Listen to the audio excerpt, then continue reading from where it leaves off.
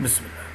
Lug, l'écureuil, se lança du sommet de l'arbre et parcourut en un clin d'œil la distance qui le séparait du sol, où quelques bancs gracieux firent onduler sa belle queue. Très bien, Lug, s'exclama Grog, qui l'observait avec admiration. L'écureuil sourd. Je croyais que tu voulais te fracasser la tête, poursuivit le castor. Pourquoi donc tant te hâter?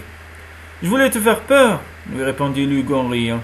Il s'approcha de Grog et entreprit de se lisser le poil. Le castor et l'écureuil étaient de grands amis. Outre leur goût commun, ils détestaient tous deux les mauvaises odeurs et la saleté.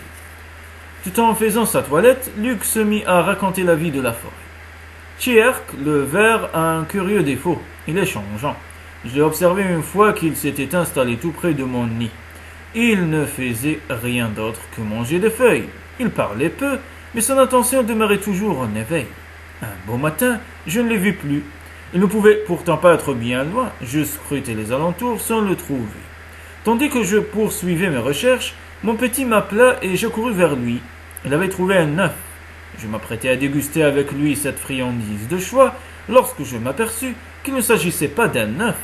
L'objet était jaune comme Sniff la feuille. Quand elle va mourir et je ne parvins pas à l'ouvrir. Mes dents, et tu sais si elles sont fortes, ne faisaient que s'enfoncer, me semblait-il, dans un écheveau de poils de rue et fin. Après de vains efforts, je laissai de côté ce faux œuf et n'y pensai plus. Or, un matin, je le retrouvai entre mes pattes. Je le saisis et j'eus l'impression qu'en lui quelque chose bougeait. Je le repoussai, pris de peur et prêt à fuir, mais sans cesser de l'observer. Et voilà que l'œuf s'ouvre et qu'il en sort Ferlin, le papillon. Il volette de ci, de là, puis s'approche de moi et me dit « Hé, Lug, on ne me reconnaît plus, donc plus ses amis. » Intrigué, je le regarde. De ma vie, je n'avais parlé à un papillon. Ferlin évoluait autour de moi en riant. Puis il s'éloignait un an sans m'avoir crié. J'étais Tchierk le ver.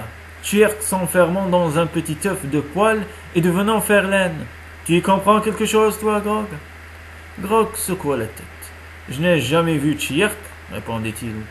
Le ver ne vit pas dans cette région, reprit Lug. Kataï le tuerait. Je l'ai connu quand j'habitais dans le sud. Mais comment devient-il Ferlin? C'est ce que j'ai demandé à Tri, l'oiseau chanteur. Et Tri m'a raconté ceci. Lorsque le seigneur de la forêt et du gel, du nuage et du vent, et de tous les peuples de Ner et de Dang, nous fit habiter la terre, il entendit Tchierk qui se plaignait de n'être pas aussi rapide que Vel le cheval, et de ne pouvoir ainsi connaître toute la forêt.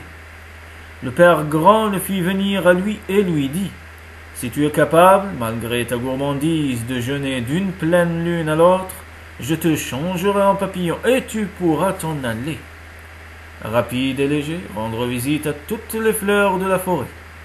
Alors Tchierk mangea quantité de feuilles qui se trouvaient à sa portée, mais en détachant les fils qu'il amassa dans son corps. Lorsqu'il estima qu'il en avait suffisamment, il se cacha dans un coin et tira tous les fils en les liant les uns aux autres et en fit une enveloppe dans laquelle il s'enferma, sans laisser aucune issue afin de n'être pas tenté d'en sortir pour aller manger.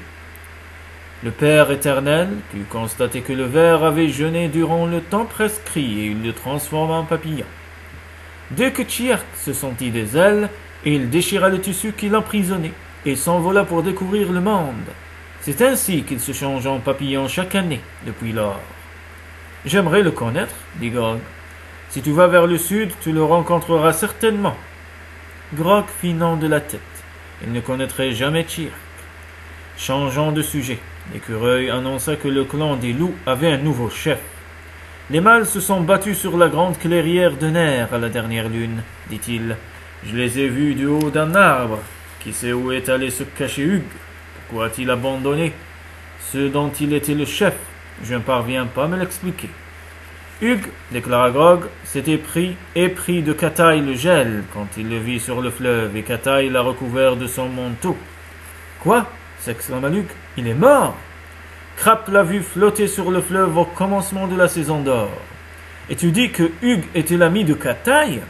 Oui, mais il n'était pas l'ami de l'eau. Mais l'eau avait sur elle le manteau de Kataï. Grog ne répondit pas. Il se rappela le combat sur le fleuve et à ce souvenir, Les cicatrices de sa gorge se gonflèrent. Une saison ne s'était pas encore écoulée depuis que la colonie avait chanté sa victoire sur le loup. Mais l'événement semblait si lointain à Grog que, sans les propos de l'écureuil, il n'y aurait plus pensé. Luc flâna encore un peu, se lissa la queue attentivement, puis sautillant, il gagnait un arbre, salua le castor et disparut. Grog reprit son heureux vagabondage. Durant des semaines, il remonta le courant. Il ne s'était jamais aventuré si loin. Sur un long parcours, le fleuve traversait Ner, la forêt magnifique, puis celle-ci disparut peu à peu, faisant place aux enfants de Dang la montagne. Quand il atteignit le pied des collines, Grog décida de s'en retourner. Il avait à faire bien du chemin avant de revoir la digue, et d'ailleurs les flancs arides des fils de Dang ne l'intéressaient pas.